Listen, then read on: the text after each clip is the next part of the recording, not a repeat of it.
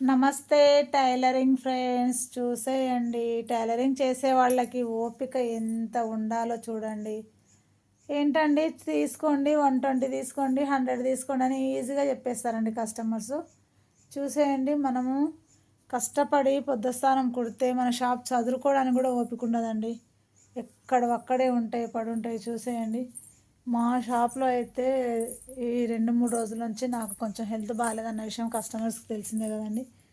చూసేయండి ఫ్రెండ్స్, అక్కడే సర్దుకోలేక, అంటే పిల్లలు కూడా రాలేదనమాట నిన్న మొన్న. కుట్టేవాళ్ళు కానీ నేర్చుకునే వాళ్ళు కానీ ఒకరిద్దరు వస్తే పని అవుతుందా కాదు కదండి. చూసేయండి ఫ్రెండ్స్, ఎక్కడ చెత్త అక్కడే. అంటే టైలరింగ్ చేసే వాళ్ళకి ఖచ్చితంగా ఓపిక ఎంతో ఉండాలండి. అందుకే మనం ఎట్లయినా సరే ఓపిక తెచ్చుకొని మరీ సర్దేసుకోవాల్సిందే, తప్పదు. కాబట్టి టైలరింగ్ ఫ్రెండ్స్ అందరికీ కామెంట్ బాక్స్లో కామెంట్ చేయమని చెప్తున్నానండి. మీ షాప్స్ ఇలాగే ఉంటాయా? డస్ట్బిన్ లాగా నీట్గా సర్దేసుకుంటారా ఏ రోజు ఆ రోజు? ఎప్పుడు ఒక 2 రోజులు చదవకపోయేసరికి ఇదేనా పరిస్థితి?